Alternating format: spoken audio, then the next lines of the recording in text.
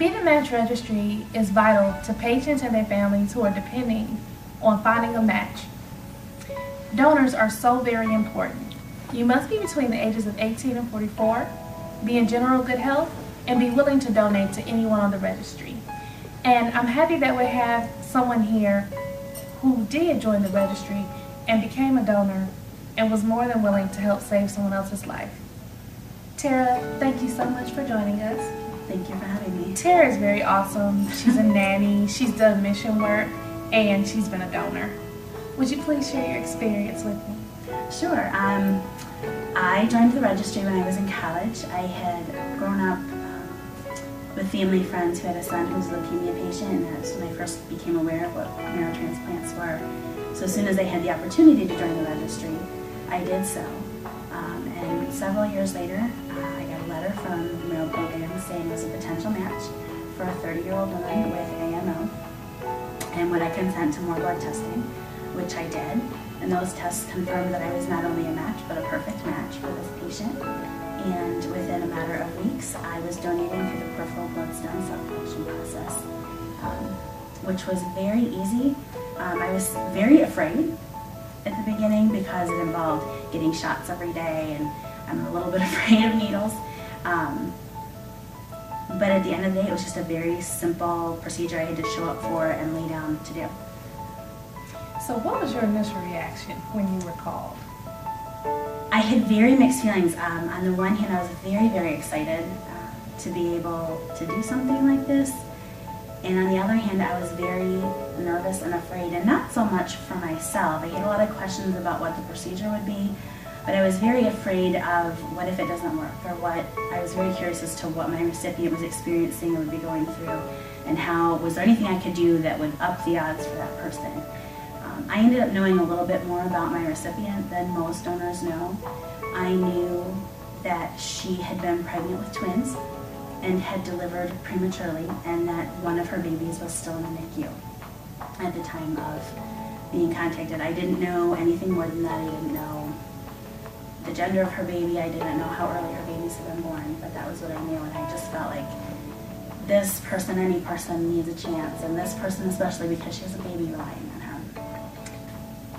So Tara has a very interesting and special donor-patient story. Would you share with us about that? Yeah, I donated the first time in October of 2000, and a few weeks later I received a card in the mail, and in it my recipient had written, "Thank you for giving me a life at second chance, giving me a second chance at life, and with my baby girl." So at that point I knew that her baby was a girl.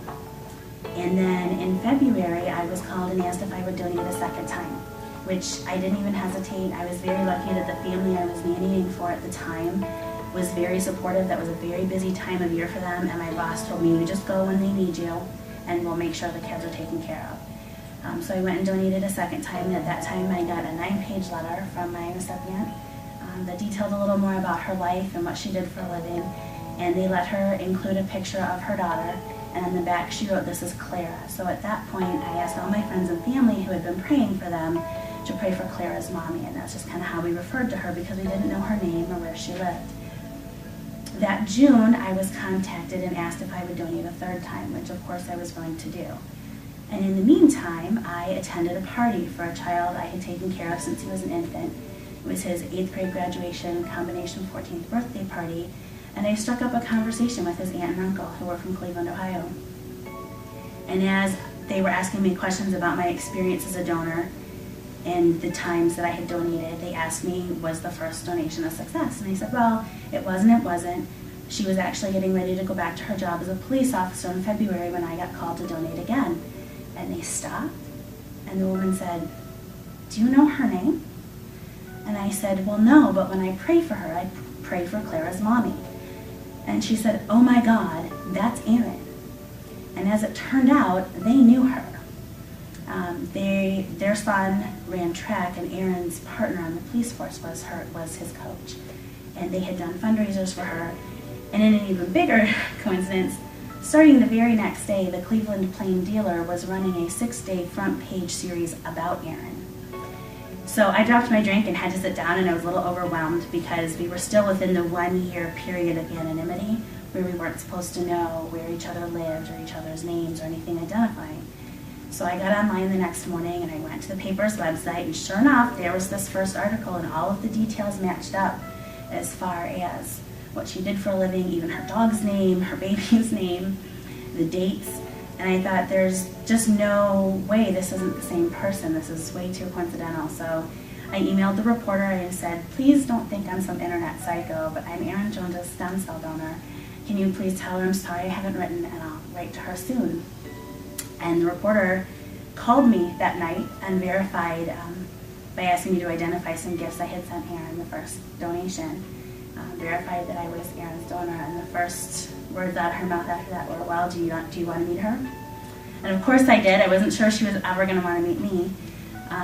So a few weeks later, on July 16th, which was her daughter Clara's first birthday, I drove down to Cleveland and met Erin and her family for the first time. And, you know, I tell everybody when they ask me, donating is such a simple, easy thing to do. It really is, and I can't stress enough how easy it is. You show up and you lay there, and you don't have to be good at anything. You don't have to have any special skills. You don't have to be smart. You don't have to have a lot of money. You don't have to have anything other than the biological coincidence that you match and the willingness to show up and lay down. And that's really all you do. You show up and you lay down, and other people do the work. And then you get up and you go home, and your life goes on. I was chasing a 2-year-old little boy the next day. It was painless. I just had to lay there. And it felt like such a small thing on my end. And as I walked up to the house, Erin threw the door open. And of course, meeting Erin was powerful and amazing, and just this incredible moment, because here was this person who now, like, literally, my blood was in her body. My blood ran through her veins. If you did a DNA test of her blood and my blood, it would come out as the same. And I expected that moment to be powerful. What I didn't expect was meeting her mom. And her mom grabbed onto me and held on for more than a minute, and she kept saying, thank you, oh my God, thank you. And in that moment, it hit me that as small and simple as it was for me to be a donor, me being a donor was everything to this family. That even though Erin was older than I was, she was still somebody's child, and she was a wife and a mother and a sister and a police officer and a musician, and all of these things that were important in her family and community. And all I had to do to make her be there that day was show up and lay down and let other people do the work. So, you had a wonderful opportunity to meet your donor. I can only imagine what you were feeling. Would you share with us the outcome of the meeting and your experience with your donor? Sure, with my recipient, sure. I did donate a third time for Erin a couple weeks after we met for the first time. And then I drove down to visit them again about a week after that, a few days after that.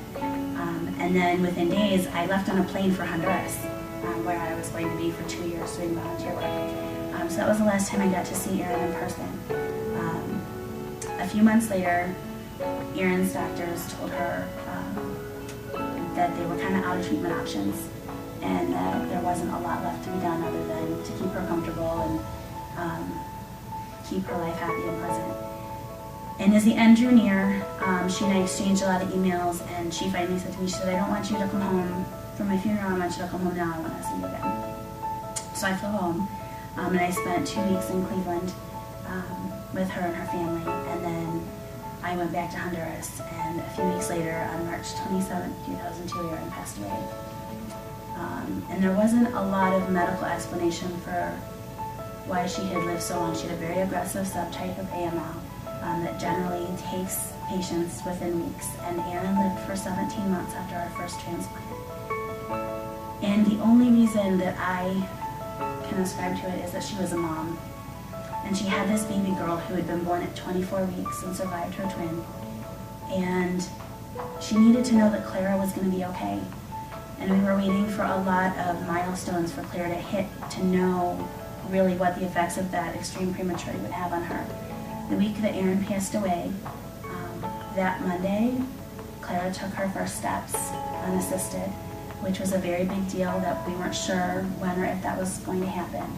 And the other milestone we were waiting for was for Claire to put together 2 words independently. And on Tuesday, they took Claire into the room where Aaron was. And instead of grabbing at the tubes, Claire leaned over and kissed Aaron on the arm, and she said, "Hi, Mama." And that was her first 2 word sentence. And Aaron passed away the next day. And in my heart, I believe that Aaron held on until she knew for sure her daughter was going to be okay. This is why it is so vital that we have committed people join the registry to give people another chance at life, whether it's another 7 months, another year, or another 5 years.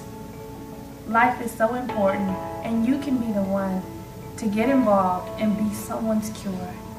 Thank you so much, Tara. Thank you. If you could say anything to other potential donors about joining the registry and being involved and be the match, what would it be? I would say it's worth it. People ask me often, if you knew the outcome, would you just do it again? And I say it's in a heartbeat. In a heartbeat, I would do it again. You really just have to show up and lay there. And it's painless, despite what Hollywood might try to show us. For me, I was back to my regular life chasing kids the next day. And even though it feels so small in this end, it is everything to another family. Patients don't go through this procedure unless there's no other option for them. And if you have the opportunity to even just give them that hope or a few more days, then it's an opportunity worth taking.